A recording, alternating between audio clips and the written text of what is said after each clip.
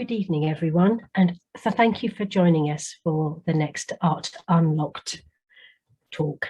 My name is Francesca Vanke, and I'm Senior Curator and Keeper of Fine and Decorative Art at Norwich Castle. Norwich Castle Museum and Art Gallery, as its name suggests, is a Norman castle, a museum and a gallery all rolled into one.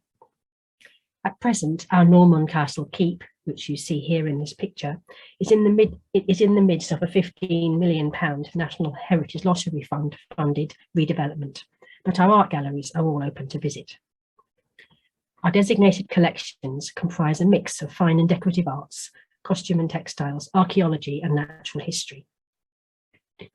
The fine art collection includes approximately 1,200 oil paintings and 10,000 watercolours and drawings, as well as around 8,500 prints.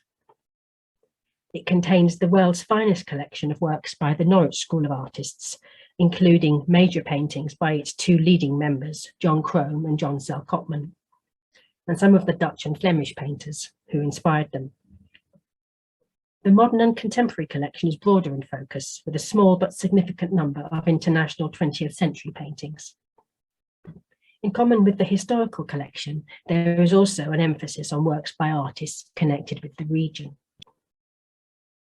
This evening, I want to talk about just a few of what I and my fellow art curators believe are some of the most significant pieces of fine art in our collection. Choosing just 6 is, of course, very difficult, but we believe that this selection will introduce you to a good range of the type of works we have in the museum, and hopefully it will encourage you to visit us to see more.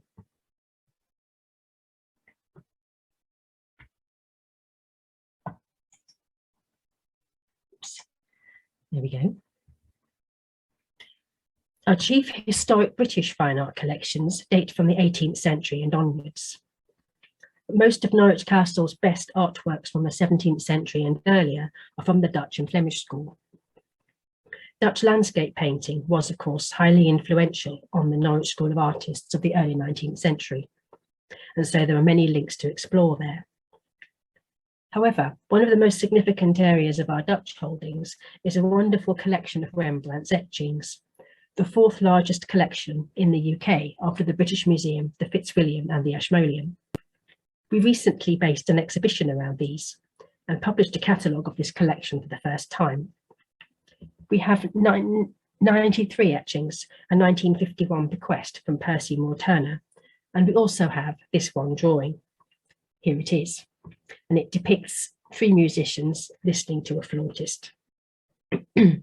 Its provenance can be dated back to the early 18th century, and it once belonged to the artist Thomas Lawrence, a great collector of Rembrandt's work. Typical of Rembrandt, with his uncanny ability to sum up the absolute essence of a pose using only the most minimal number of lines, this whole scene exudes spontaneity. It was clearly rapidly drawn, but conveys exactly the right amount of information to communicate what is needed. Rembrandt has placed a few deceptively simple clouds of wash on the lower right of his subjects to show us that the light is coming from the top left. Careful squiggles indicate the flautist's hands and body, though his face and hat are more detailed. A few pen strokes are enough to represent his upholstered chair. The man to the left is listening with bowed head. Next, we have a more detailed standing figure with luxuriant curls under thick coat. Finally, the man on the far left is so schematically represented that a thick ink comma is all Rembrandt used to sketch a closed eye and give the man the appearance of concentration.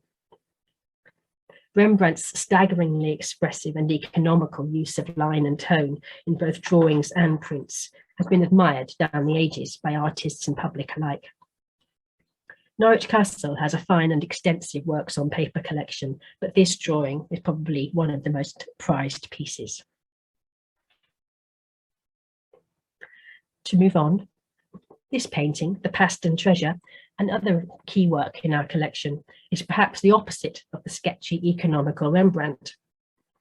The first impression is of profusion and confusion, although there are some clear references to wealth, music, travel, time, and perhaps also to alchemy. A skewed perspective, the odd positioning of figures and objects compound its strangeness. And faded pigments, such as the red on the lobster in the centre, have altered its colour balance, which adds to its odd appearance. Most so-called vanitas or vanity Dutch still life paintings like this one use elements such as the timepieces, the sand glass and the just extinguished candle to remind us of time and death, as a deliberate counterpoint to the gold which advertises the patron's worldly wealth. The gilded objects, like the shell cups, were usually artists' stock items, included only for their symbolism. In the case of this painting, however, 5 treasures are real and survive in collections worldwide, which suggests that all the objects were real. And the artifacts also correspond to descriptions in written inventories of the possessions of the Paston family, once living in Oxnead Hall, Norfolk, and their collection included hundreds of similar treasures. The Paston treasure painting, the family and their collection, have been the subject of a detailed research project in recent years, undertaken jointly between Norwich Castle and the Yale Centre for British Art. During the course of this project, we found out a great deal. We still do not know for certain the identity of the figures, although the little girl in the centre is very likely Margaret, daughter of Robert Paston, a politician, courtier and alchemist. Robert's father, William Paston, a knowledgeable connoisseur, collector and traveller, probably acquired much of the collection and commissioned the painting initially, although we believe he may have died before it was finished. He may possibly also have purchased the young African man depicted on the left. There is no evidence as such of enslaved servants at Oxnead, but true to contemporary classist and racist norms, their presence may be unrecorded. A third figure, not visible to the naked eye, was revealed recently by X-rays, a woman in a red dress to the upper right. Intriguingly, further analysis showed this one area was painted 3 times in quick succession, firstly with a silver dish, secondly with this woman, finally with the present clock. The woman may possibly be the wife of William Paston. Despite extensive research, the artist eludes identification, although unusually for the time, whoever they were highly skilled at both portraiture and still life. The painting was donated to Norwich Castle in the early 20th century, along with one of the surviving shell cups portrayed in the painting, the one on its side to the left. This was donated by the Norfolk Buxton family, who had bought them in 1709. The Paston's collection began to be sold off around this time. During the Civil War, as was the case for many royalists, the Pastons' finances were hard hit. They were ordered to hand over quantities of silver to Parliament. Robert Paston also sent money to support Charles II in exile.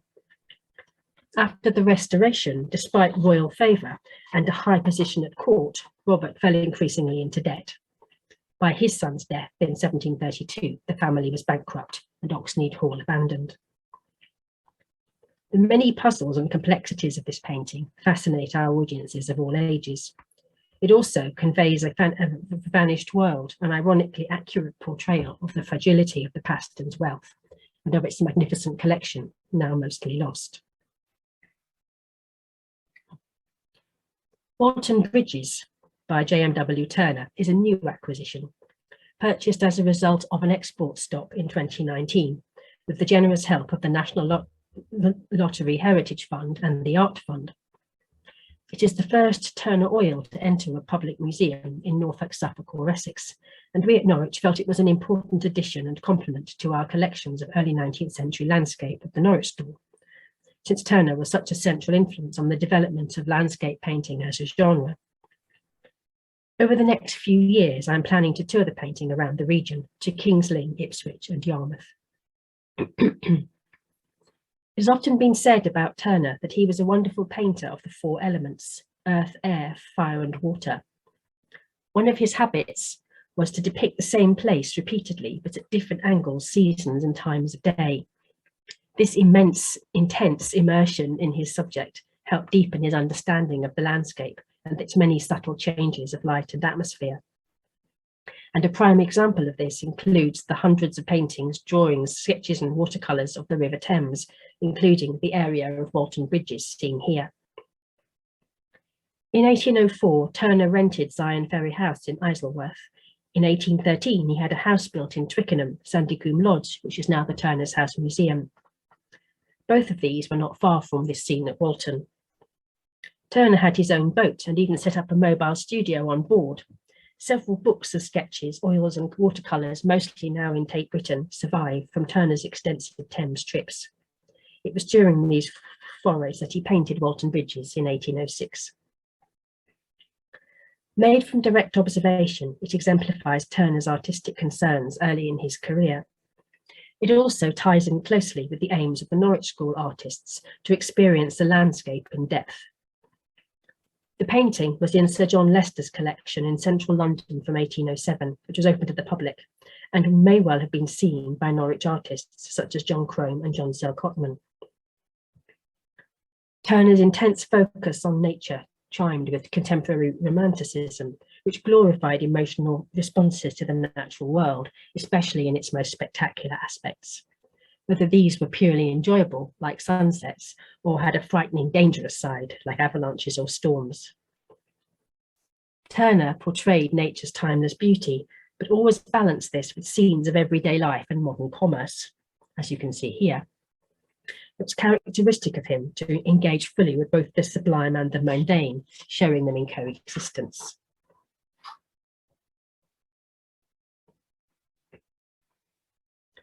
One of the most memorable works in our collection by Norwich School artist John Crome is this one, another river scene, Norwich River Afternoon.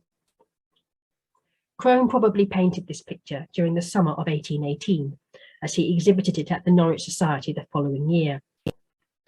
The peaceful landscape with its mellow light and harmonious colour palette suggests an idyllic warm afternoon on the river. However, Crome, perhaps even more than his fellow artists at the Norwich School, always grounded his work in daily life and contemporary surroundings. This scene takes place on the stretch of the River Wensum in Norwich that runs parallel to Oak Street. In Crome's time, between the Wensum and the road, rose several tight cul-de-sacs known as yards, built behind older buildings fronting a street and typically accessed through a narrow opening.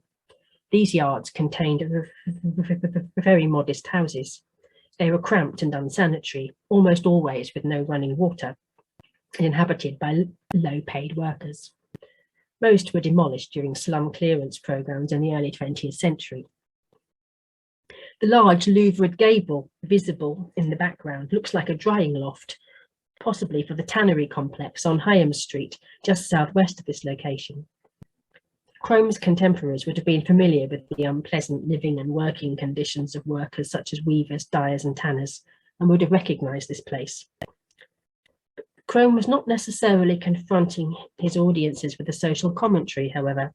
It seems likely that he was just presenting a familiar scene from this part of Norwich, without eschewing the harsher realities of modern life, and was juxtaposing these with the beauty of nature, just as Turner did. If leisure and hard work coexisted in life, why should they not in art?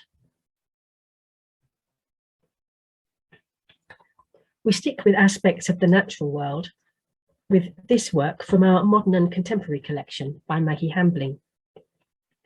This painting was donated in 2019 by Sir Timothy Coleman, whose Norfolk family have long been involved with and benefactors to the museum. The artist is both a friend of the family and based in East Anglia herself in Suffolk.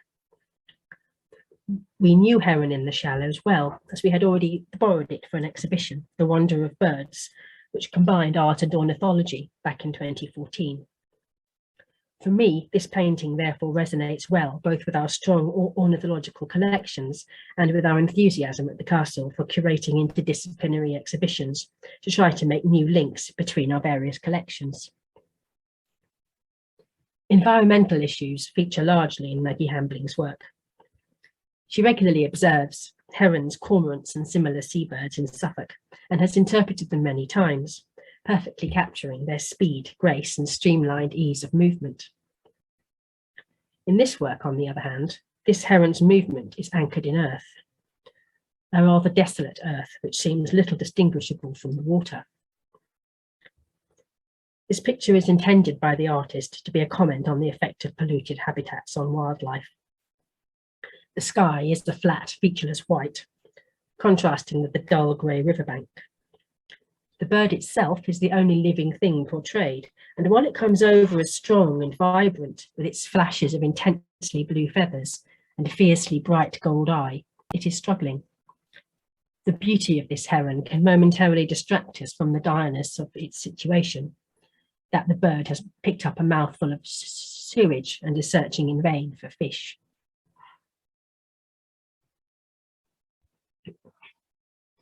For our last painting this evening, we turn from landscape to contemporary portraiture. This work is another new acquisition. It came to us in 2018 through the joint Valeria Napoleoni and Contemporary Art Society initiative. We had already been looking for opportunities to increase the number of major contemporary works by women artists in our collection. Thanks to this scheme, we were able to acquire this important picture by Mexican-American Jewish artist Aliza Niesenbaum. Based in New York, as part of her socially engaged practice, she has deliberately chosen in her work to foreground individuals and communities not traditionally the subject of portraits: people of colour, refugees and immigrants. For her recent exhibition at Tate Liverpool, to which we also lent this painting, Niesenbaum produced a series of new portraits. Not Mexican immigrants this time, but Merseyside NHS workers during the recent pandemic. She is especially noted for spending time getting to know her subjects and their individual environments in depth, making of them not merely sitters, but active collaborators in their portraits. Her work shows real people as they are, presenting them as at once ordinary and extraordinary. Here we have the most unremarkable of domestic scenes, a family on the sofa in their living room. They are a two-mother mixed-race family whose collective heritage is Indian and African American. They came together through immigration, adoption, and to New York City, and are deeply committed to social justice and racial equity. Both women portrayed here have devoted their careers to advancing education and human rights. This portrait always makes me smile to look at it. It exudes a cosy atmosphere of warmth, colour, comfort, and love. However, Niesenbaum is challenging us too, making us think about how we define family and what that concept may encompass.